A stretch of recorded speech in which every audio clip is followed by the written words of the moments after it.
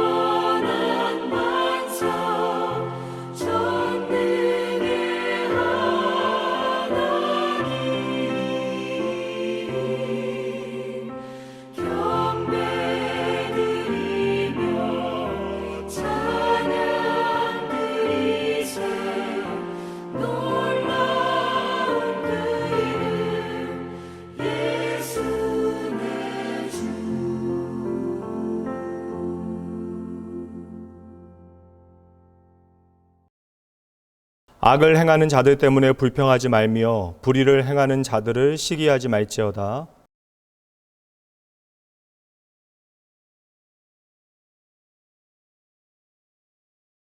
여호와를 의뢰하고 선을 행하라. 땅에 머무는 동안 그의 성실을 먹을거리로 삼을지어다.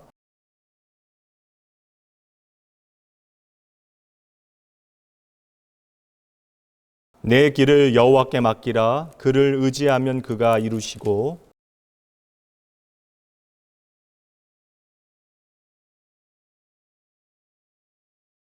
여호와 앞에 잠잠하고 참고 기다리라.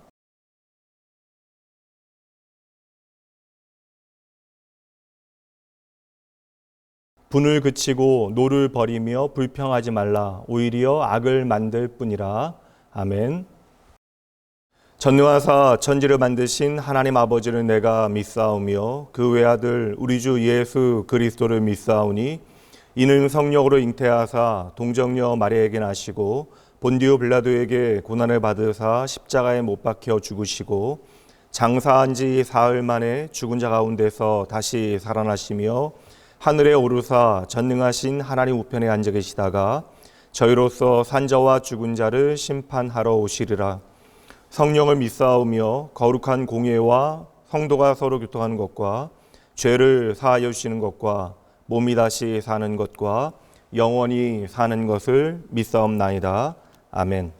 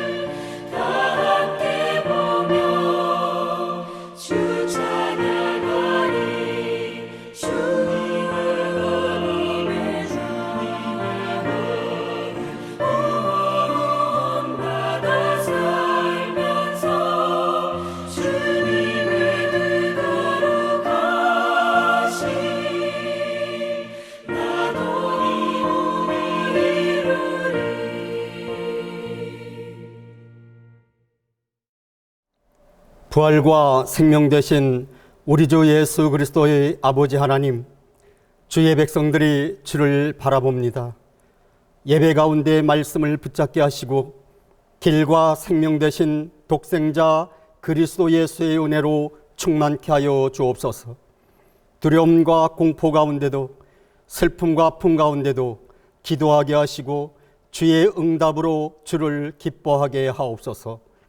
루스 사막 한가운데 야곱에게 은혜를 베푸신 아버지 하나님, 야곱의 긴 인생 여정을 나그네의 인생길이 아닌 하나님의 나라를 이루는 약속의 성취의 시간으로 이끌어 가신 아버지, 이 시간 함께 예배드리는 주의 백성들의 모든 인생 여정이 하나님의 나라를 이루는 보석이 되게 하여 주옵소서. 아버지의 약속은 신실하시며 후회하심이 없으시며 반드시 성취되어 주의 기쁘심이 되시나이다. 아버지, 이 시간 말씀을 선포하시는 목사님을 붙잡으시고 주의 십자가의 복음을 담대히 선포하게 하옵소서. 주의 부활의 능력으로 의의 나라를 이루시며 성도들을 영원한 생명의 존재로 이끄시는 자존자의 영광이 주의 백성들을 비춰 주옵소서.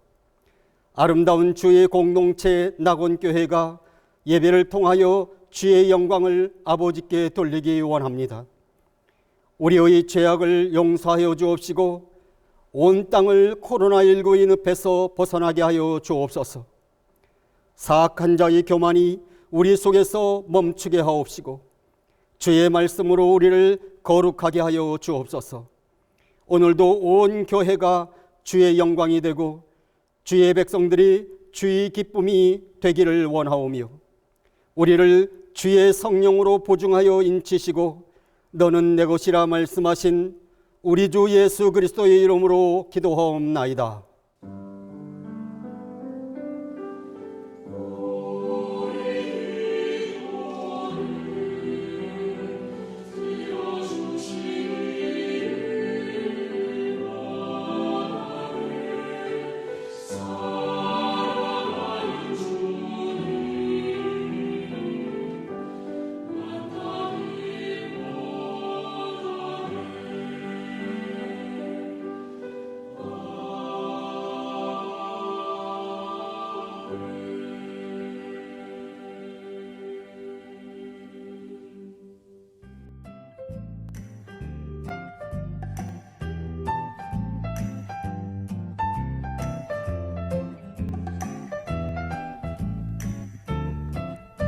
(2021년 5월) 셋째 주 주일 낙원교회 교회 소식입니다.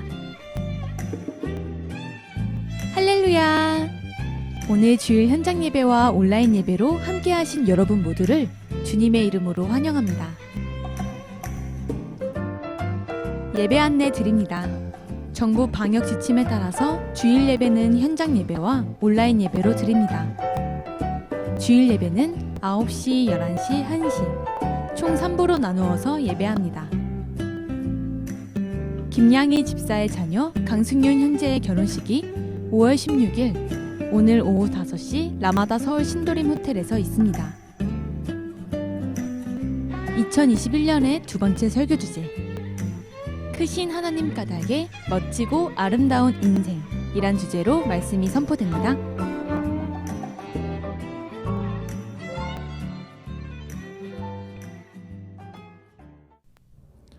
오늘 우리에게 주시는 하나님의 말씀입니다. 사무엘상 16장 7절 말씀입니다.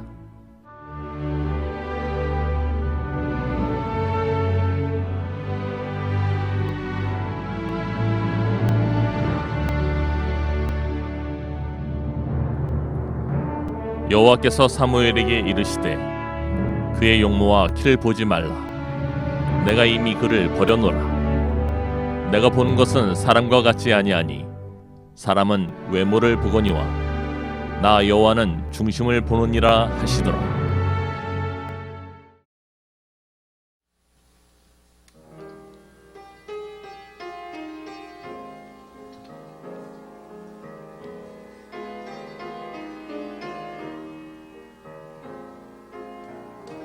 주님 앞에 무릎 꿇고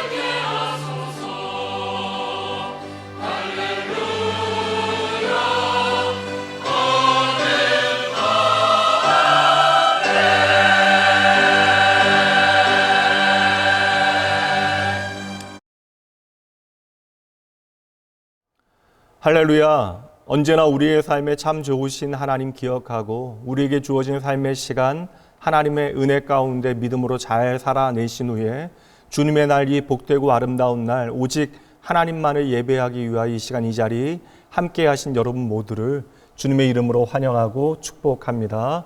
오늘은 크신 하나님 까닭에 멋지고 아름다운 인생 두 번째 시간, 하나님이 보시는 단 한 가지라고 하는 제목으로 하나님의 말씀 함께 나누도록 합니다.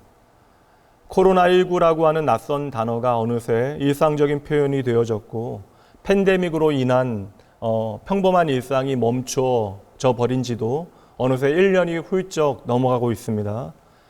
해야 할 일들을 다음으로 미루고 기다리고 있긴 하지만 그 시간이 길어지면 길어질수록 우리의 삶의 일상적인 의미들이 그만큼 퇴색해 가고 있어요. 코로나19가 어서 빨리 끝나야 요양병원에 계신 어머니의 얼굴을 배울 수 있을 터인데, 빨리 끝나서 어머니 얼굴을 보고 싶다라고 말씀하셨던 한 성도님의 기다림이 마음에 와 닿습니다. 기다림 자체를 소망 삼고 위안 얻으며 하루하루를 잘 이겨내려 하지만 한결같은 마음으로 기다린다라고 하는 것 결코 우리의 삶에 쉬운 일이 아닙니다. 우리 청년들 생각하면 참 마음이 아파요.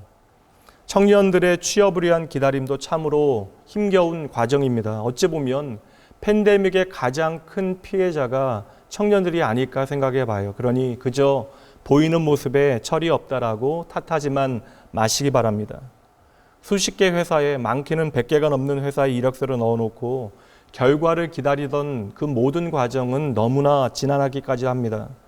한 청년은 외국계 회사에 이력서를 넣어놓고 2차까지 합격을 하였는데 마지막 최종 면접 일정이 연기되어진 상태에서 그 연기되어진 최종 면접을 기다리는 그 과정이 너무나 힘들어요. 2주가 지나가고 있는데 속은 타들어가고 하루 종일 핸드폰만 힐끗거리게 되어지고 다른 일은 손에 아무것도 잡히지 않는다 말합니다. 격려한 말로 위로하기는 했지만 그 아이에게 그 기다림의 시간이 얼마나 고통스러울까 생각해 봐요. 이 자리에 우리 모두 제각기 나름의 사정이 있기는 하지만 다들 울리지 않는 전화를 기다리는 느낌을 잘 알고 있을 것이라 생각합니다. 인생을 조금 더 넓은 시각에서 바라보게 되어지면 대단할 것도 없는 일들이지만 오늘 당장 나에게 절박한 그 일에 대한 기다림이 길어지면 길어질수록, 도통 기별이 없을수록 우리의 마음은 그만큼 초조해지고 답답해지는 것이죠. 오디션을 보고 기다리거나 직장이나 모임에 원서를 넣거나 누군가에게 도움을 요청했는데 연락이 없어요. 때로는 오지 않는 전화를 계속해서 기다리는 그 일은 고통의 뼈에 사무치는 그러한 어려움을 경험하게 만들기도 합니다. 우리가 자존감의 상처를 입기도 하고 자격지심에 꼭 내가 찬밥 신세가 되어진 것 같이 여겨지기도 합니다. 그런데 오늘 본문의 말씀에 다윗이 바로 그러합니다. 11절 말씀 보시죠. 또 사무엘이 이새에게 이르되 내 아들들이 다 여기 있느냐? 이새가 이르되 아직 막내가 남았는데 그는 양을 지키나이다. 모두가 한 자리에 함께 모여 있는데 다윗만 홀로 들에서 양을 치고 있다라고 하는 아버지의 말에서 그 비슷한 느낌을 우리는 발견하게 되어집니다. 우리가 기억하고 있는 소년 다윗의 첫 번째 이야기는 블레셋과의 전쟁에서 골리앗과 멋지게 맞붙는 장면이라고 생각하지만 실상은 다윗의 첫 번째 이야기는 다윗이 차별받고 소외받는 이야기입니다. 다윗의 스토리가 시작되어진 첫 장면은 나이가 지긋한 노 선지자가 하얀 수염을 휘날리며 이스라엘의 한 촌동네로 내려오는 장면으로부터 시작이 되어집니다.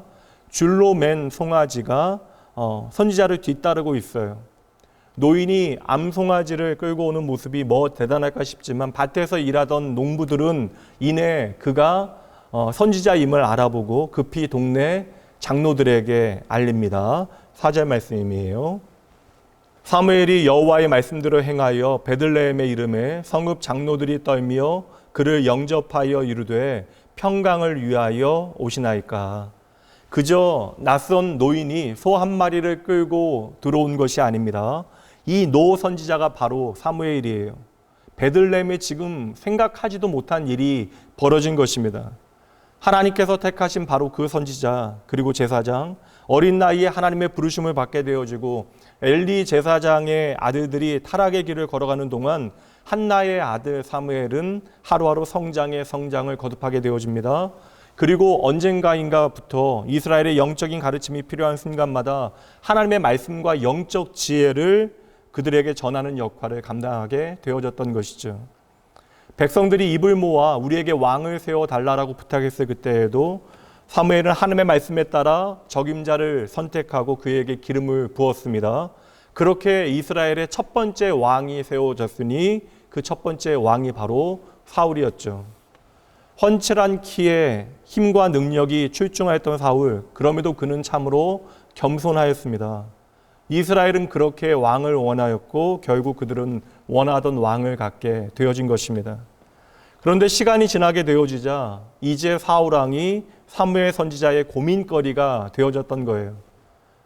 사무엘과 백성이 기대했던 왕은 온데간데 없이 사라지게 되어지고 형편없는 인간이 되어져서 권력만 탐하며 그 권력을 그릇된 일에 사용하고 있습니다. 언제부터인가 사울의 마음이 날이 갈수록 황폐해져 가요. 그 지혜롭고 겸손하였던 눈빛도 이루 말할 수 없이 날카로워집니다. 그리고 왕이 되어졌던 그 순간과 모든 것이 다 달라져 버렸습니다. 하나님 보시기에 다윗은 더 이상 왕이 되어질 수 없습니다. 그때 하나님께서 사무엘에게 말씀하시는데 그 말씀이 1절 말씀에 나옵니다. 여호와께서 사무엘에게 이르시되 내가 이미 사울을 버려 이스라엘 왕이 되지 못하게 하였거늘 내가 그를 위하여 언제까지 슬퍼하겠느냐. 너는 뿔에 기름을 채워 가지고 가라. 내가 너를 베들레헴 사람 이새에게로 보내리니 이는 내가 그의 아들 중에서 한 왕을 보았느니라 하시는지라. 오늘 사무엘이 베들레헴 이 촌 동네에 등장하게 되어진 데에는 이러한 사연이 있는 것입니다. 그러니 그 길을 걸어 내려가고 있는 노 선지자의 마음이 얼마나 무거웠겠습니까? 여전히 내가 세운 왕, 하나님께서 친히 명하여 기름 부은 왕이 존재하고 있음에도 불구하고 다른 누군가에게 기름을 붓는다라고 하는 것은 실로 엄청난 일입니다. 게다가 자신이 기름 부어 세운 그 왕이 하나님께 버림받게 되어졌으니 그것만 해도 참으로 괴롭고 심란한 일인데 또 그렇다라고 해서 이 위태로운 상황 가운데 지도자가 없이 지낸다라고 하는 것은 더 위험한 일이 되어지는 것이죠. 여러 부족이 모여 느슨한 공동체를 이루고 있었던 이스라엘 백성들에게 특별히 기원전 1000년 무렵에 이스라엘 백성들이 함께 모여 살던 그 공동체는 참으로 모든 것이 불안했던 시대였습니다.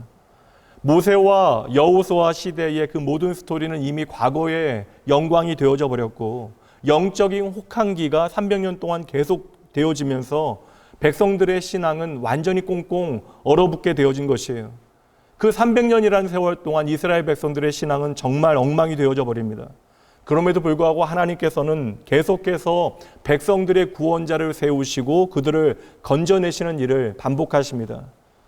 성경에 여호수아 이후부터 사무엘에 이르는 시기가 사사기에 기록되어져 있는데 이 시기에 대한 성경의 정의가 한 문장으로 압축되어질 수 있어요. 사사기 마지막 장의 마지막 절 말씀입니다. 사사기 21장 25절 말씀. 그때에 이스라엘의 왕이 없으므로 사람이 각기 자기 소견에 옳은 대로 행하였더라. 아멘. 사람이 자기 소견에 옳은 대로 내 감정, 내 기분, 내 경험, 내 마음에 좋은 대로 살아가게 되어진 그 결과가 무엇입니까? 타락이 쇠락을 부채질하게 되어졌고 인류는 무너지고 또한 폐륜이 극성을 부리게 되어집니다. 눈에 보이는 현상은 이것이지만 실상 문제는 무엇입니까? 그들의 삶에 있어서 하나님과의 동행의 그 증거들이, 그 흔적들이 완전히 사라지게 되어진 것이에요. 백성들은 그저 우리의 삶에 우리를 지켜줄 수 있는 왕이 없어서 이렇게 많은 문제들이 생겨나고 있다라고 착각합니다. 그러나 진짜 문제는 무엇이에요? 그들의 인생의 진짜 왕이 되신 하나님을 더 이상 바라보지 않았던 거예요. 그들은 스스로 하나님을 외면합니다. 백성들의 요청에 따라 왕은 세워지게 되어지지만 그렇게 세워진 사울왕은 이스라엘이라고 하는 배를 구하는 선장의 역할을 감당한 것이 아니라 도리어 그 침몰을 재촉하는 암초가 되어집니다. 이제 낭떠러지 내리막길에서 브레이크가 고장난 차와 같이 이스라엘 백성들은 곤두박질치기 시작했던 것인데, 백성들을 지켜야만 하는 그 군주는 미치광이 폭군이 되어져 가고 때마침 대외적인 상황도 참으로 악화되어집니다. 여호수아가 당시에 이미 쫓겨났던 블레셋이 신흥 강국으로 급부상하게 되어져요. 기골이 장대한 골리앗과 같은 장수들이 질비한데 거기에 철기 무기까지 독자적으로 생산하기 시작합니다. 모든 상황은 그렇게 완전히 역전되어진 것이죠. 숨죽여 살았던 블레셋 사람들은 이제 이스라엘 정복쯤은 아무것도 아닌 것으로 여깁니다. 블레셋은 도시를 건축하고 철기 무기들을 양산하기 시작하는데 히브리인들은 여전히 물매와 농기구와 활을 들고 싸움에 나섭니다. 이스라엘이 블레셋과 전쟁을 치를 그때에 사울의 군대 전체에서 칼이 단 두 자루밖에 없었으니 이들의 상황이 얼마나 지금 어려운지 말할 필요가 없는 것이죠. 잘 보세요, 여러분. 안으로는 끝없는 타락과 쇠락이 계속되어지고 있고 밖에서는 적들이 감당할 수 없는 세력으로 자라나 이스라엘을 위협하기 시작합니다. 그런데 백성들을 지켜줘야 하는 왕으로 세움받은 사울은 날이 갈수록 허약해져만 가고 나라는 그만큼 더욱더 쇠약해져 갔던 것이죠. 마침내 하나님께서는 사무엘에게 생각하지도 못한 조치를 취하도록 명령하십니다. 지극히 작은 촌 동네에서 예상치 못한 한 사람을 역사의 현장으로 불러내는 일을 사무엘에게 명하시는데요. 오늘 말씀이 바로 그 현장입니다. 하나님은 사무엘을 산 골짜기에 있는 작은 마을로 보내십니다. 이 마을은 예루살렘으로부터 8km 정도 떨어진 언덕에 있는 작은 마을인데요. 특별할 것 하나 없는 어제와 오늘이 전혀 변하지 아니하는 조용한 마을입니다. 다른 모든 사람들은 알지 못하고 있지만 이 마을은 하나님의 특별한 계획 가운데 있는 마을입니다. 이방 여인이었던 룻도 한때 이 작은 마을에서 살았습니다. 그리고 예수님께서도 이 마을에서 첫 번째 울음을 터뜨리십니다. 오늘 말씀에서 사무엘이 암송아지를 한 마리 끌고 이 마을에 들어서게 되어지는 그때는 예수님께서 한 아기로 그 마을에 태어나시기 1000년 전이에요. 이렇게 모든 사건은 하나로 연결되어지지만 누구도 심지어 사무엘조차도 그 사실을 전혀 깨닫지는 못하고 있는 것이죠. 그렇게 조용하기만 했던 마을에 갑자기 그 대단한 선지자 사무엘 선지자가 나타나게 되어지니 온 동네에 난리가 나게 되어집니다. 선지자들이 베들레헴을 그저 지나가는 일도 흔치 않은 일인데 선지자뿐만 아니라 대제사장이자 민족의 큰 어른인 사무엘이 베들레헴을 목적으로 지금 찾아왔다라는 것이에요. 우리가 무엇인가 크게 잘못한 일이 있어 징계하기 위해서 사무엘 선지자가 왔는가 싶어 장로들이 두려워하면서 사무엘 선지자에게 묻습니다. 다시 4절 말씀 보시죠. 사무엘이 여호와의 말씀대로 행하여 베들레헴에 이르매 성읍 장로들이 떨며 그를 영접하여 이르되 평강을 위하여 오시나이까. 지금 사무엘의 방문을 두려워하며 궁금해하던 사람들에게 노 선지자는 내가 가져온 송아지를 잡아서 하나님께 제사를 드리려 한다라고 말하면서 마을의 장로들과 함께 그 마을에 이세라고 하는 사람과 그의 아들들까지 전부 초청하게 되어집니다. 그리고 사무엘은 이 일을 조용하게 치르고자 했던 것 같아요. 5절 말씀입니다. 이르되 평강을 위함이니라 내가 여호와께 제사하러 왔으니 스스로 성결하게 하고 와서 나와 함께 제사하자 하고 이새와 그의 아들들을 성결하게 하고 제사에 청하니라. 아멘. 사무엘의 부름을 받고 찾아오게 되어진 이새의 아들들을 사무엘은 하나하나 꼼꼼히 뜯어보기 시작합니다. 정말 맏아들 엘리압은 누가 보기에도 왕의 제목입니다. 잘생긴 얼굴에 강인한 몸은 그가 얼마나 멋진 청년인가를 증명해주고 있는 것이에요. 당연히 사무엘은 엘리압을 보자마자 생각합니다. 하나님께서 말씀하신 왕의 제목이 바로 이 친구이구나. 그러나 그 즉시로 하나님께서 사무엘에게 말씀하십니다. 아니다. 이어서 동생 아비나답입니다. 형 못지않게 훌륭해요. 잡지 모델로 나와도 손색이 없을 정도입니다. 품격이 느껴지는 왕을 세워야 한다면 아비나답은 참으로 좋은 선택이 되어질 것입니다. 사무엘이 아비나답을 왕의 제목으로 생각했건만 하나님께서는 그를 향해서도 말씀하십니다. 아니다. 세 번째 후보는 삼마입니다. 학구적이며 특별히 지적 능력이 출중한 사람이에요. 형들에 비하여 카리스마는 조금 부족할지 모르지만 지혜로운 왕의 제목입니다.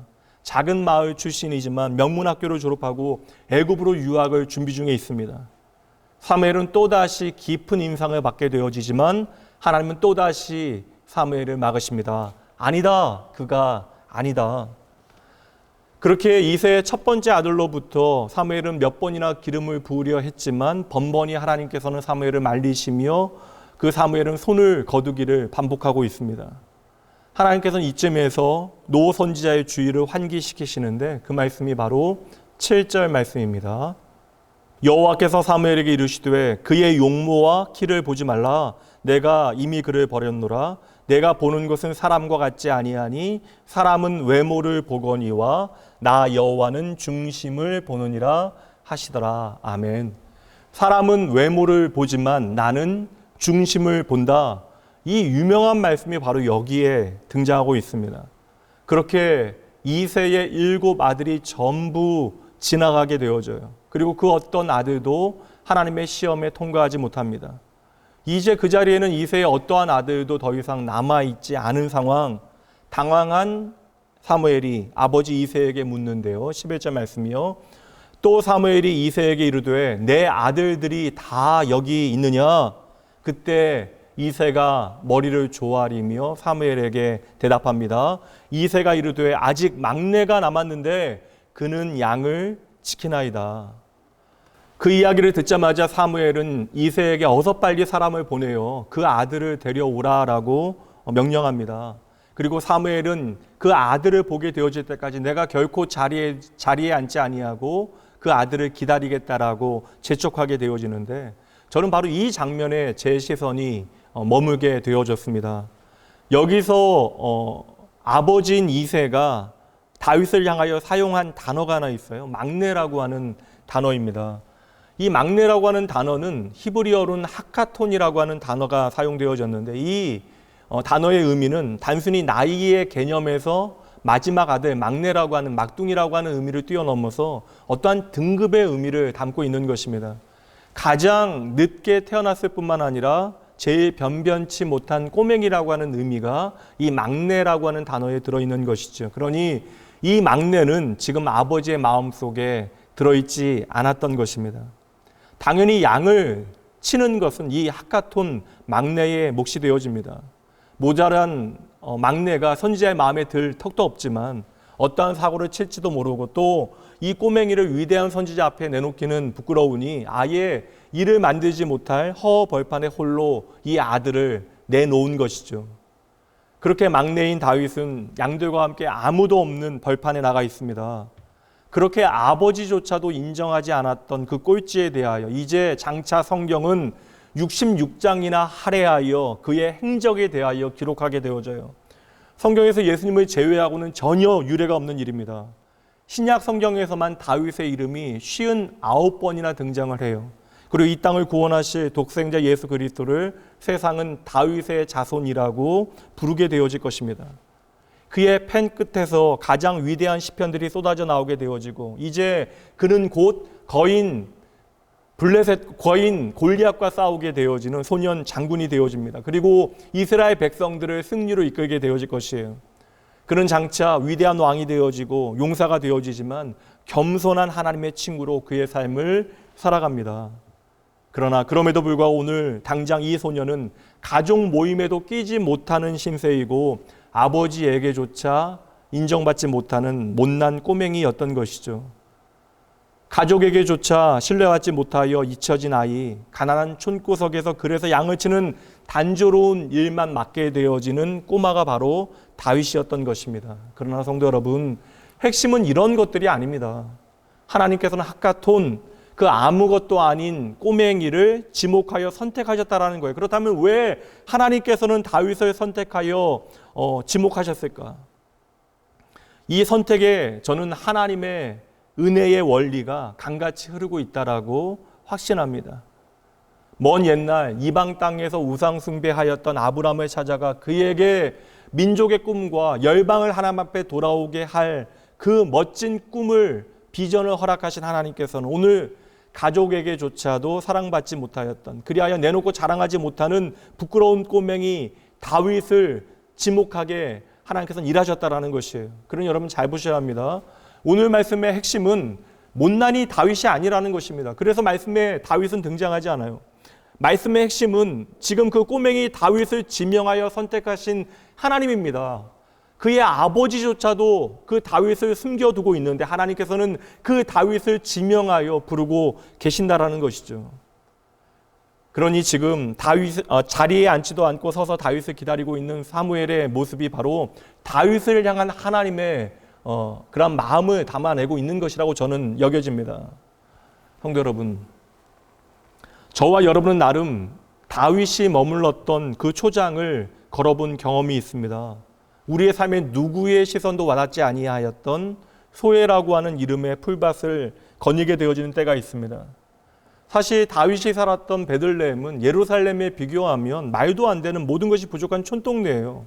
그래서 사무엘 선지자를 한 번 보고는 그렇게 호들갑을 떨어대고 있는 것입니다. 그런데 그 작은 촌동네에서도 등급이 나눠지고 있는 거예요. 심지어 아버지가 아들들을 처음부터 마지막까지 줄을 세우고 있습니다. 오늘과 똑같죠. 집이 얼마나 넓은지, 무슨 차를 타고 다니는지, 어디에서 일하는지, 체격은 얼마나 좋고 얼마나 잘생겼는지, 옷은 어떠한 브랜드의 옷을 입고 다니는지, 어떠한 학교를 다녔고 어떠한 학위를 가지고 있는지, 이 세상은 수많은 사회적 통념을 가지고 사람들의 등급을 오늘도 나누고 있습니다. 그리고 수많은 인생이 그렇게 등급을 나누는 일에 지쳐 있습니다. 아무리 열심히 일을 해도 인정을 받지 못해요. 정직하게 일하고 희생해도 마땅한 보상을 제대로 받지 못합니다. 윗사람은 성실하게 자기 일을 잘 해내는 쪽보다 알아서 가려운 데를 잘 긁어주는 쪽을 훨씬 더 좋아합니다. 오늘 다윗처럼 심지어 부모도 잘난 자식을 내세우고 조금 처지는 아이는 들판으로 내몰기 일쑤라는 것이죠. 예전에 한 청년이 부모님에게 상처받은 이야기를 나누어 준 적이 있는데요. 부모님께서는 의대에 진학하게 되어진 공부 잘하는 형에게 항상 특별 대우를 한다라고 느꼈지만 없는 살림의 자식 셋을 뒷바라지하는 것이 얼마나 힘드실까 싶기도 했고, 또 그러한 환경에서도 학원 제대로 다니지 않으면서도 공부를 잘해준 형이 고맙기도 해서 단 한 번도 부모의 그 차별에 대하여 억울함을 내색해 본 적이 없었대요. 그러나 언제나 공부 잘하는 큰형과 그리고 나이 터울이 큰 막내 사이에서 이 둘째는 언제나 치여서 자기도 모르게 그의 마음 가운데 상처를 계속해서 받고 있었던 것입니다. 그런데 어느 날 저녁에 집에 늦게 들어가 보니까 손님들이 와 계시는 거예요. 그런데 자기에게는 집에 손님이 오신다라는 이야기를 부모님이 하신 적이 없는데 형에게는 그날 일찍 집에 들어오라라고 했다라는 것이죠. 물론 부모님의 의도가 그것이 아니었다라고 믿고 싶기는 하지만 그 청년은 그 순간 자신을 부모조차도 숨기고 싶어하는 핫가톤이라고 여기게 되어진 것입니다. 이렇게 생각해 보니까 이미 다윗은 엘라 골짜기에서 골리앗을 처음 만나게 되어진 것이 아니라 그날 아무도 없는 허허벌판에서 이미 소외라고 하는 이름의 골리앗을 만나게 되어졌던 것이죠. 성도 여러분, 오늘 우리도 다윗과 마찬가지로 다양한 소외의 차별의 골리앗들을 만나게 되어지는 순간들이 있습니다. 그리고 어떤 사람은 정말 이 골리앗에 진저리가 쳐지는 사람들도 있을 것입니다. 오늘 평생 하나님과 동행하며 살았던, 하나님 앞에 살아왔던 사무엘조차도 사울이 이미 실패하였음에도 불구하고 여전히 용모와 키와 외적 조건들을 먼저 그가 살피고 있잖아요. 오늘 우리도 이 세상의 기준에 진절이 난다라고 이야기하지만 여전히 우리 자신도 세상의 기준을 따라서 사람들을 판단하고 있습니다. 그렇다면 오늘의 말씀에 우리는 다시 한번 주목해야 하는 것이죠. 여러분, 바로 오늘 말씀 까닭에 저와 여러분은 이제 소외와 모든 차별로부터 눈을 떼도 되는 것이에요. 세상의 수많은 평가와 차별에 신경을 쓸 이유와 필요가 없어지는 것입니다. 여러분, 정말로 중요한 것은 무엇이에요? 나를 지으신 분, 나를 존재하게 하신 분의 생각이죠. 이 땅의 모든 피조물의 주인 되신 분의 생각이 우리에게는 참으로 중요한 것인데, 오늘 우리를 향한, 나를 향한 주님의 그 말씀 다시 한번 보도록 합니다. 7절 말씀입니다. 여호와께서 사무엘에게 이르시되 그의 용모와 키를 보지 말라. 내가 보는 것은 사람과 같지 아니하니 사람은 외모를 보거니와 나 여호와는 중심을 보느니라 하시더라. 이 말씀은 이 땅을 살아가는 모든 소외된 꼴찌들에게, 내가 하카톤이라고 여기며 살아가는 사람들에게 주시는 말씀입니다. 온갖 다양한 이유로, 여러분, 이것은 조금 잘 나가나 못 나가거나 상관이 없는 거예요. 나름 우리는 이 세상을 살아가며 다양한 이유로 소외를 경험하게 되어지는데, 그렇게 모든 소외된 사람들을 향한 하나님의 약속의 말씀이 바로 이 말씀, 나 여호와는 중심을 본다라고 하는 말씀이 되어지는 것입니다. 여러분 잊지 마셔야 돼요. 하나님은 아무도 버리지 아니하십니다. 의미 없이 소모되어지는 인생이란 존재하지 않는다라는 것이에요. 그리고 하나님은 지극히 작은 자를 지명하여 온전히 들어 쓰시는 분이십니다. 모세는 자기 혈기의 사람을 죽이고 비겁하게 광야로 도망갑니다. 요나는 하나님의 마음과 내 마음이 다르다며 하나님의 사명을 거부하고 도망가게 되어지죠.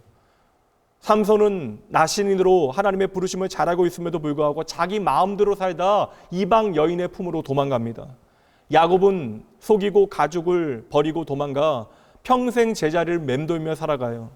엘리야는 산속으로 몸을 숨기고 자포자기하여 도망하게 되어집니다.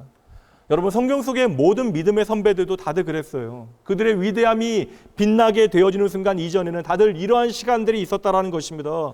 그들은 대부분 하나님을 피해 도망 다녔고 참으로 비겁했던 순간들이 있었던 인생입니다. 그러나 하나님께서는 이들 모두를 지명하여 불러다 하나님의 일꾼으로, 하나님의 사람으로 불러 사용하셨다는 것이죠.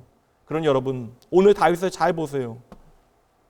하나님은 베들레헴 주위에 골짜기를 누비고 있는 한 작은 소년을 지목하여 보고 계셨다는 것입니다. 당장 소년은 빛나는 구석이 없어요. 지루하기 짝이 없는 허드렛 일들만 감당하게 되어집니다. 어떠한 사람들은 다윗이 그럼에도 불구하고 가치 없는 일에도 열심을 다했다라고 해석하기는 하지만, 여러분 이것이 사실이라고 하더라도 여러분 이것이 하나님의 지명과 선택의 이유가 되어질 수는 없는 것입니다. 그리고 성경 말씀에는 어디에도 그러한 표현이나 뉘앙스가 아예 나오지 않아요. 그러니 다윗의 어떠한 기질과 성품은 오늘 말씀의 핵심과는 전혀 상관이 없는 것입니다. 자녀가 부모의 재산과 자원이 되어졌던 시대에 하카톤 막내가 아버지의 명령을 어긴다라고 하는 것은, 거부한다라고 하는 것은 말도 안 되는 일입니다. 그렇게 소년은 지금 가족들로부터 소외되어 홀로 들판에 나가 있는 것이에요. 사무엘의 방문, 이 중요한 순간에 들판의 다윗은 모두들에게서 잊혀져 있는 것입니다. 그런데 하나님께서는 모든 사람들이 다윗을 생각지도 않고 있는데 하나님께서는 그 들판에 다윗을 그 순간에 주목하고 계셨다라는 것이죠. 그리고 드디어 하나님은 그의 집에 한 사람의 목소리를 빌어 다윗을 부르십니다. 다윗아, 빨리 집으로 가자. 사무엘님이 너를 기다리고 계신다. 다윗아, 하나님께서 너를 기다리고 계신다. 저에게는 그렇게 들려져요. 아무도 보지 않는 들판에서 양을 치느라 얼굴은 발갛게 익었을 것이고 그의 몸에서는 양의 노린내가 났을 것입니다. 사람들은 누구도 이 하카톤 꼴찌에게서 어떠한 비범함을 찾아내지 못해요. 아무 기대 없이 그저 소년의 몸에서 나는 냄새를 애써 참고 있었을지도 모릅니다. 근데 바로 그때 하나님께서 사무엘에게 말씀하십니다. 12절 하반절 말씀이요. 여호와께서 이르시되 이가 그니 일어나 기름을 부으라 하시는도다.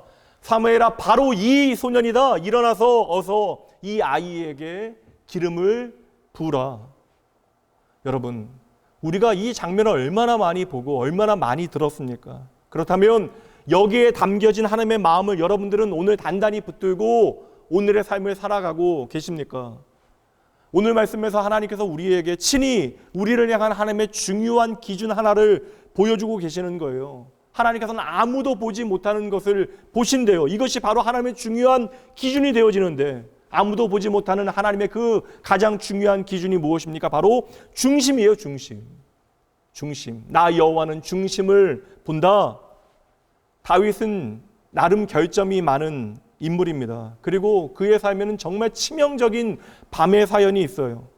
그러나 다윗의 그 삶의 중심에는 언제나 하나님을 갈망하는 마음이 가득했다라는 것이죠. 그렇게 다윗의 삶에는 많은 결점과 약점이 있었지만 아침을 기다리는 파수꾼의 그 간절함 같이 다윗은 하나님을 갈망하며 찾았다라는 것입니다. 그렇다면 여러분, 하나님께서 찾으시는 사람의 조건은 단 한 가지예요. 이 한 가지는 제가 확신을 가지고 말씀드릴 수 있습니다.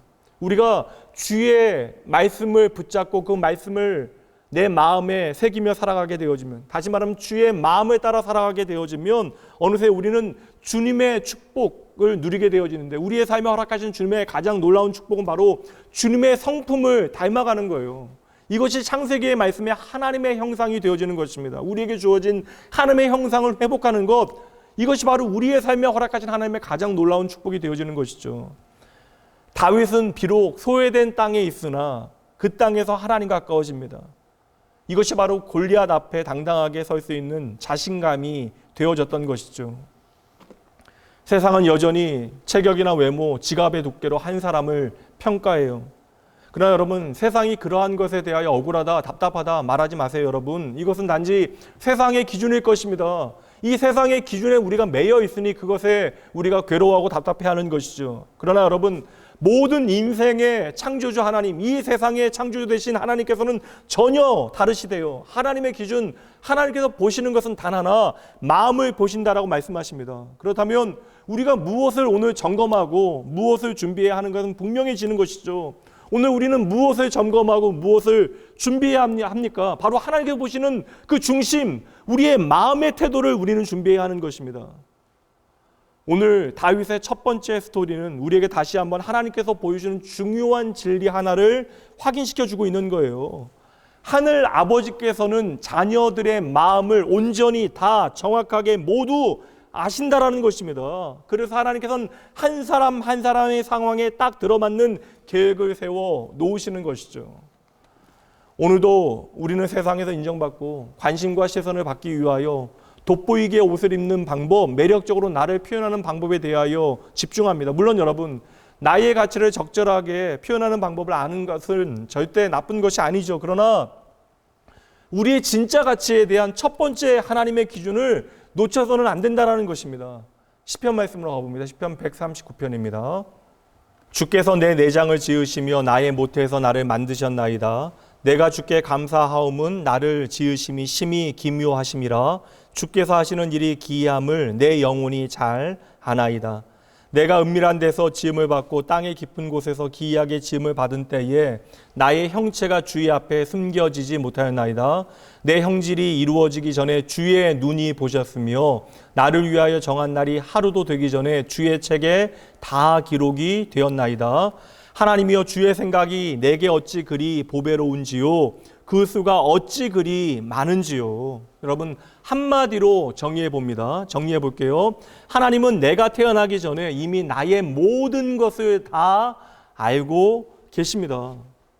우리가 이 세상에 존재하기 전부터 나의 모든 것을 다 알고 계신 하나님께서는 우리의 마음속에 있는 모든 동기와 생각을 아신다라는 것이죠. 그러니 하나님은 우리가 생각하는 것보다 훨씬 더 그 이상으로, 심지어 내가 깨닫지 못하는 내 마음 깊은 곳에 있는 은밀한 것까지도 다 아신다라고 말씀하시는 것입니다. 시편 139편 1절부터 말씀 봅니다. 여호와여, 주께서 나를 살펴보셨으므로 나를 아시나이다. 주께서 내가 앉고 일어섬을 아시고 멀리서도 나의 생각을 밝히 아시오며 나의 모든 길과 내가 눕는 것을 살펴보셨으므로 나의 모든 행위를 익히 아시오니. 함께 읽습니다. 여호와여, 내 혀의 말을 알지 못하시는 것이 하나도 없으시니이다. 아멘, 아멘. 성도 여러분, 하나님이 나의 모든 것을 다 아신다라는 것, 나의 생각뿐만 아니라 내가 하고자 하는 말도 다 아신다라고 하는 것, 하나님께서 나의 마음속의 동기와 그 마음의 중심을 살피신다라고 하는 그 사실, 어찌 보면 우리를 참으로 두렵게 만드는 것처럼 여겨지지만 아니에요. 여러분, 우리를 무섭게 만드시기 위하 이런 말씀을 하시는 것이 아닙니다. 도리어 이 사실은, 나의 모든 것을 다 아신다라고 하는 이 진리는 우리를 자유하게 하는 진리가 되는 것입니다. 우리의 마음의 중심을 아시는 하나님에 대한 진리가 어떻게 우리에게 유익한 일들을 만들어내는지, 우리의 마음의 중심을 아시는 하나님에 대한 진리가 어떠한 유익이 있는지 여러분 생각해 보셨습니까? 첫 번째, 우리의 마음을 아시는 하나님이 계시기 때문에 우리가 하나님 앞에서 어떠한 것도 더 이상 속일 필요가 없다라는 것이에요. 내가 나까지 속이며 내가 괜찮은 사람인 척 할 필요가 없다라는 것입니다. 이 세상에선 우리가 나를 그럴듯하게 포장해 내야 돼요. 그렇게 괜찮은 사람인 척하며 우리는 살아가야 합니다. 그렇게 거짓으로 나를 때로는 포장하고 거짓된 나를 변호하며 우리는 살아가고 있는 것이죠. 그러나 여러분, 거짓이 아무리 그럴듯하다 할지라도 결국 우리를 더 불안하게 만들 것입니다. 그러나 하나님께서 나의 모든 것을 아신다, 나의 중심을 아신다라고 하는 이 진리는요, 더 이상 우리가 우리 자신을 위장하고 거짓말로 가짜를 만들어낼 필요가 없다는 사실을 우리에게 말해주고 있는 것입니다. 그래서 나의 모든 것을 아시는 하나님께서는 오늘도 내 안에 정직한 영을 새롭게 하시는 것이죠. 시편 51편 10절 다윗의 고백입니다. 하나님이여 내 속에 정한 마음을 창조하시고 내 안에 정직한 영을 새롭게 하소서. 아멘. 여러분 꼭 기억하셔야 합니다. 하나님께서는 나를 잘 모르시기 때문에 나를 사랑해 주시는 것이 아니라 나를 너무나 잘 아시기에 저와 여러분을 사랑해 주시는 것입니다. 두 번째요, 하나님께서 나의 모든 것을 다 아신다. 이것은 오늘 우리의 삶에 하나님을 참으로 경외하며 바르게 살아갈 수 있는 이유가 되어주는 거예요. 성경은 하나님께서 우리의 마음속 동기까지 다 살펴보신다, 판단하신다라고 말씀하는데 잠언 16장 2절 말씀, 사람의 행위가 자기 보기에는 모두 깨끗하여도 여호와는 심령을 감찰하시느니라. 아멘. 하나님은 우리의 동기에 무게를 두십니다. 하나님은 우리의 마음을 다 알고 보고 계시기 때문에 우리가 하나님을 향하여 애써가며 마음의 동기를 숨길 필요가 전혀 없다라는 것이, 그렇다면 우리가 가야 할 길, 우리가 해야 할 일은 더욱더 분명하고 단순해집니다. 우리가 오늘 해야 하는 일은 무엇입니까? 하나님을 참으로 경외하는 마음으로 나의 모든 것을 다 아시는 하나님 앞에서 정직하게 살아가는 것이에요. 하나님께서는 그러므로 언제나 일의 결과만을 살피시는 것이 아닙니다. 일의 결과보다 그 숨은 동기가 무엇인지를 먼저 살펴보신대요. 말씀 한 구절만 더 보도록 할게요. 신명기 12장 7절과 8절. 거기 곧 너희의 하나님 여호와 앞에서 먹고 너희 하나님 여호와께서 너희의 손으로 수고한 일에 복 주심으로 말미암아 너희와 너희의 가족이 즐거워할지니라. 너희가 오늘 여기에서는 각기 소견대로 하였거니와 너희가 거기서는 그렇게 하지 말지니라. 아멘. 하나님 앞에서 먹고 마시는 자는 정직히 행하고 수고하여 하나님께서 내 삶에 주신 복을 풍성히 누리며 살아가게 되어집니다. 나의 모든 것을 다 아시는 하나님을 우리가 기억하게 되어질 때 우리는 결코 내 소견에 옳은 대로만 살아갈 수 없어요. 내가 하나님 앞에 있다는 사실을 기억하고 하나님을 경외하며 하나님 앞에 하나님의 기쁨이 되어지는 삶을 바르게 살아낼 수 있게 되어지는 것이죠. 셋째로, 나의 모든 것을 아시는 하나님, 그 하나님 앞에 다윗과 같이 우리는 하나님의 사랑을 확신하게 되어지는 것입니다. 여러분, 하나님께서 얼마나 나를 사랑하시는지 깨닫고 살아가고 계십니까? 로마서 5장 말씀 보도록 할게요. 6절부터 말씀 봅니다. 우리가 아직 연약할 때의 기약대로 그리스도께서 경건하지 않은 자를 위하여 죽으셨도다. 의인을 위하여 죽는 자가 쉽지 않고 선인을 위하여 용감히 죽는 자가 혹 있거니와. 8절이요. 우리가 아직 죄인 되었을 때 그리스도께서 우리를 위하여 죽으심으로 하나님께서 우리에 대한 자기의 사랑을 확증하셨느니라. 아멘. 잘 보세요. 우리가 그럴듯하게 우리의 삶을 살아낼 때가 아닙니다. 우리가 여전히 죄인 되어졌을 그때, 우리가 아무것도 아니 그때, 우리가 하카톤 막내였고 꼬맹이였을 그때에 하나님께서 우리를 먼저 사랑하시기로 작정하셨다는 것입니다. 우리가 길을 알지 못했을 그때에, 길을 알지 못하고 헤매고 있을 그때에 하나님께서는 당신의 사랑의 증거로 예수 그리스도를 보내주신 것입니다. 말씀 그대로 우리가 여전히 죄인인데 우리를 사랑하신 하나님의 그 사랑으로 우리를 위하여 예수 그리스도를 보내시고, 예수 그리스도께서는 우리가 죄인 되었을 때 우리를 위하여 죽으심으로 하나님의 사랑을 증명해 주신 것이죠. 그러니 여러분, 하나님께서 오늘 우리의 마음의 중심을 아신다라고 하는 그 사실 하나는 오늘 저와 여러분의 삶에 무한한 격려와 힘이 되어지는 것이에요. 다시 말씀드릴게요. 하나님의 사랑에 대한 확신이 바로 믿음의 힘과 능력이 되어지는 줄 믿으시기 바랍니다.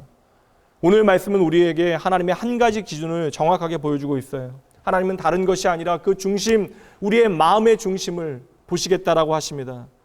다윗이 하나님의 마음에 합당한 사람이 되어질 수 있었던 이유, 하나님의 마음에 맞는 사람이 되어질 수 있었던 이유는 그 마음이 전심으로 하나님을 향하였기 때문에 그러한 것입니다. 사실 말씀을 읽고 또 읽어봤지만 저 역시도 다윗의 마음속에 있는 동기를 따져보지 못했습니다. 그 마음의 중심이 무엇인지 저는 발견하지 못했어요. 그러나 중요한 것은 하나님께서는 다윗의 아버지조차도 헤아리지 못한 다윗의 마음의 중심, 그 동기를 헤아리고 계셨다라는 것이에요. 다윗이 하나님의 마음에 맞는 사람이 되어질 수 있었던 이유, 그 마음의 동기가 하나님 보시기에 언제나 진실했기 때문입니다. 여러분 잊지 마세요. 세상이 아무리 몰라준다 할지라도 하나님은 그 마음 중심을 다 알아주십니다. 다윗의 가장 위대한 신앙 고백이 있다면 저는 이 말씀이라고 생각합니다. 시편 23편 1절 말씀입니다. 여호와는 나의 목자시니 내게 부족함이 없으리로다. 이 고백이 바로 다윗의 중심이 되어지는 거예요. 여러분, 그렇다면 여러분은 어떠하십니까? 내가 빛나지 않아도, 내가 출세하지 않아도, 내가 성공하지 않아도, 내가 왕궁에 들어가지 못한다 할지라도 진정 하나님 한 분 때문에 부족함이 없으십니까? 진정 하나님 한 분만으로 여러분 충분히 만족하십니까? 이게 중요한 기준이라고요. 여러분, 누구에게도 보이지 않았던 다윗의 중심이 그러나 하나님께서는 너무나 잘 보였다라는 것이에요. 그래서 하나님께서는 다윗이 오기만을 기다리고 또 기다리고 계셨던 것이죠. 사실 다윗이 왕이 된 것은 여러분 중요한 것이 아니에요. 다윗이 왕이 된 것은 전부가 아니라는 것입니다. 다윗은 되려 왕으로 기름 부음을 받은 다음에 참으로 모진 세월을 살아가게 되어집니다. 그러나 다윗은 이 모든 시간들을 통하여 깨닫게 되어지는 거예요. 내 인생에 하나님보다 더 중요한 것이 없다라는 사실을 참으로 고백하게 되어집니다. 다윗에게는 오직 하나님과의 관계만이 영원하다라고 하는 사실을 깨닫게 되어지는 거예요. 그래서 하나님을 향하여 더 뜨거워지고 더 진실해지고 더 정결해지는 것입니다. 다윗은 시간이 지날수록 하나님께 더욱더 집중해요. 세상의 모든 재물과 권력이 사라진 순간에도 그럼에도 불구하고 다윗의 삶에는 오직 한 가지 하나님을 예배하는 마음만은 그래서 변함 없었던 것입니다. 나 여호와는 중심을 본다. 이 말씀은요, 오늘 우리에게 새로운 소망이 되어지는 약속의 말씀이 되어집니다.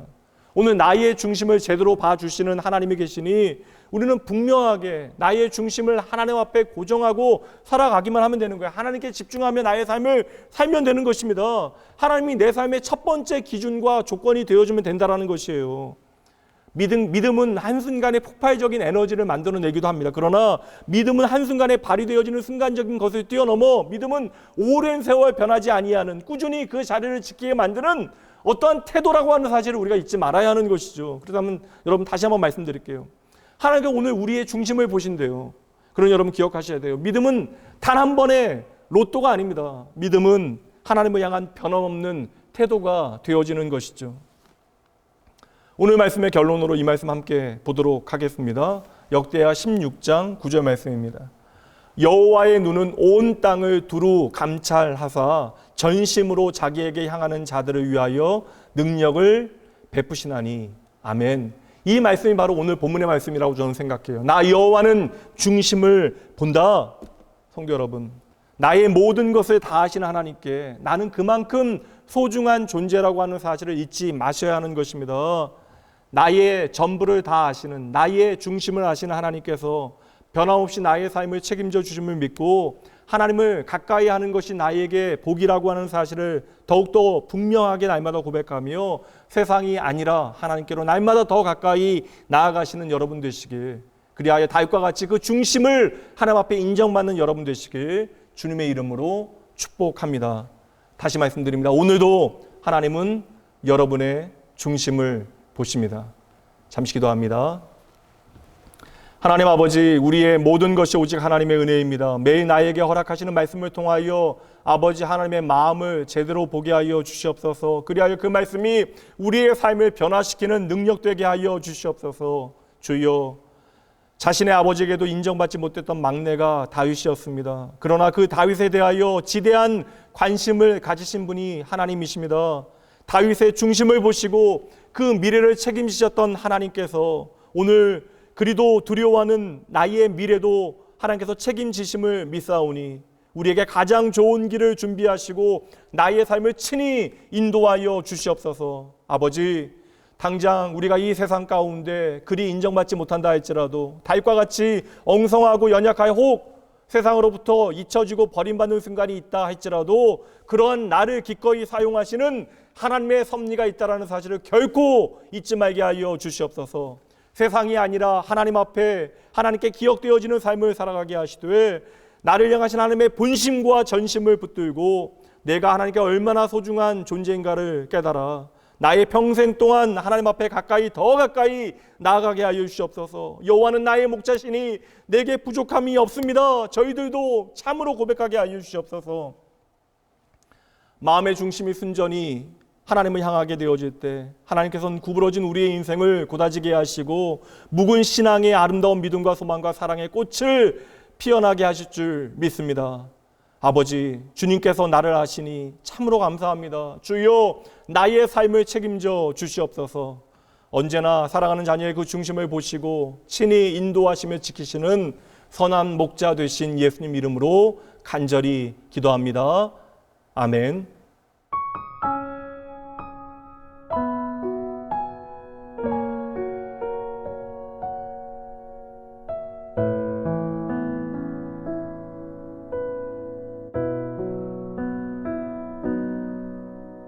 주님과 함께하는 이 고요한 시간, 주님의 보좌 앞에 내 마음을 쏟네. 모든 것 아시는 주님께 감출 것 없네. 내 맘과 정성 다해 주 바라나이다.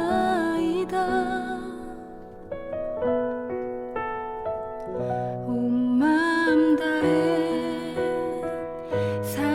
사랑합니다. 온 마음 다해 주 알기 원하네. 내 모든 삶 당신 것이니 주만 섬기리. 온 마음 다해.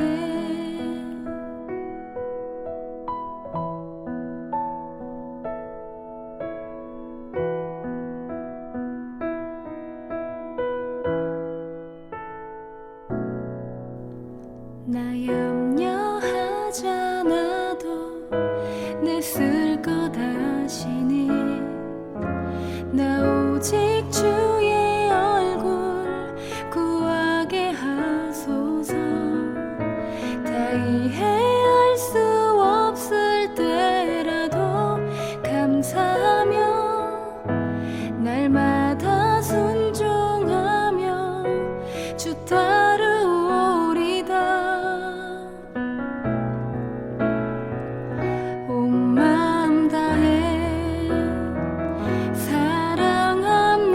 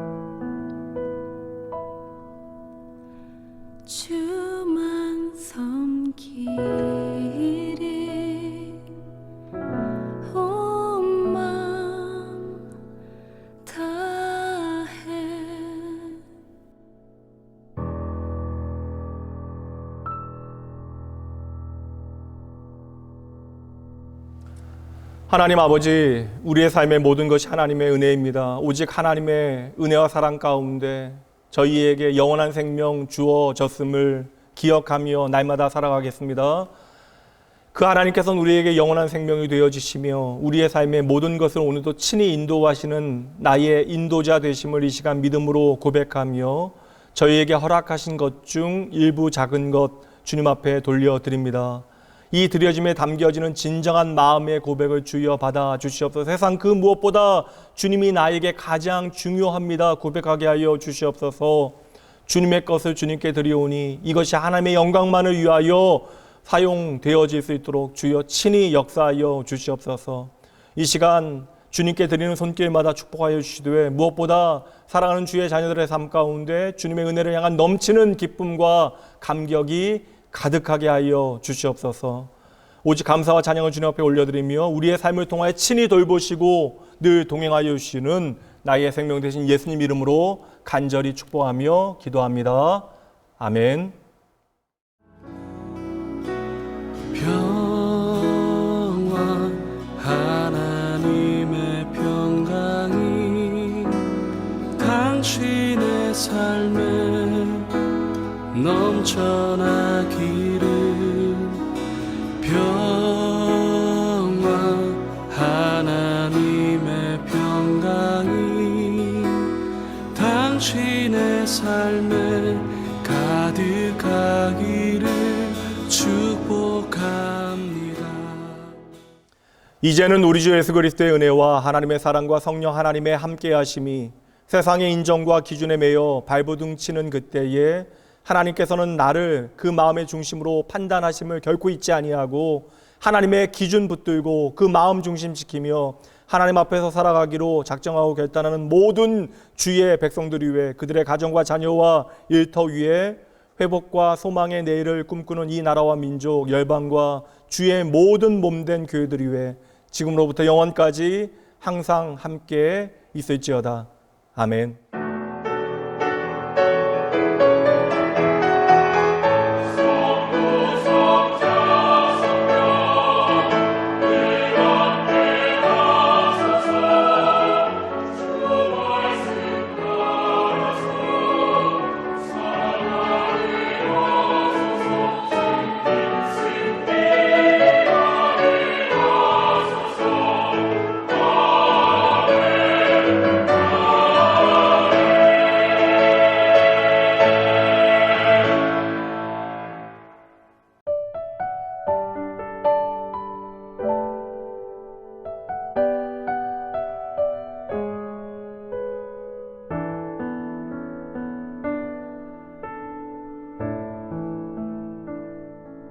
아픈 시절 속에 마음 쉴 곳 없네.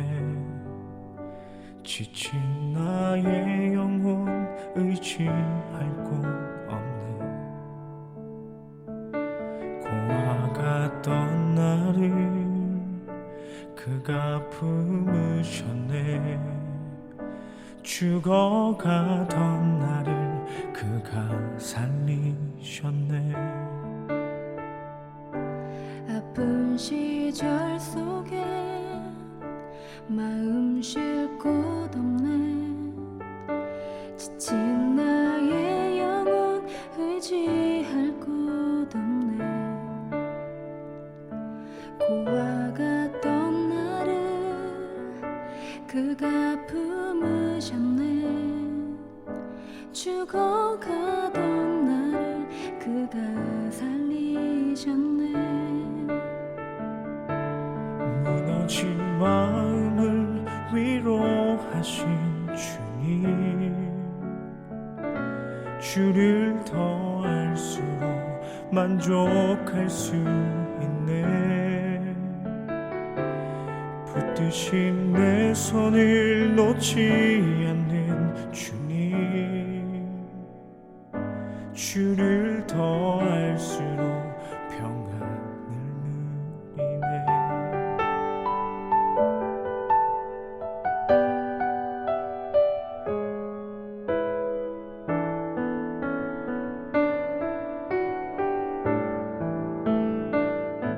어디서 왔는지 어디로 향할지 갈 길 알 수 없어 소망도 없었네.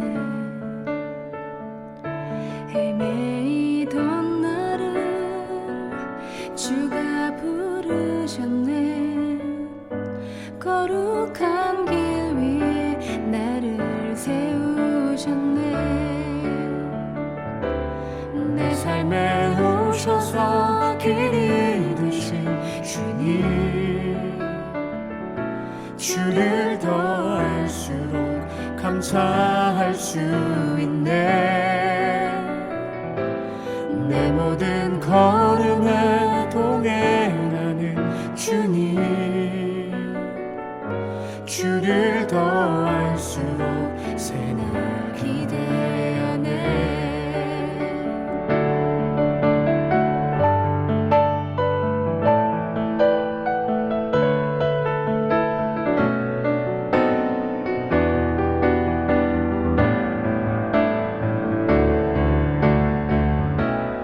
무너진 마음을 위로하신 주님, 주를 더 알수록 만족할 수 있네.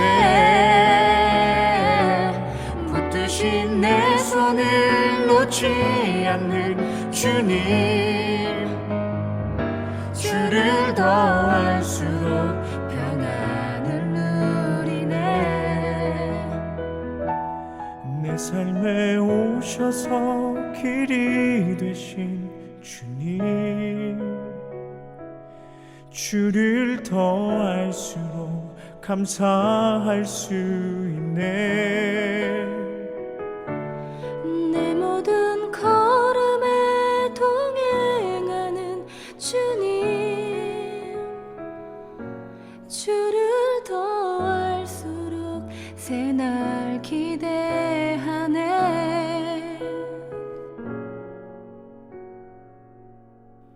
담대히 걸으니 주를 더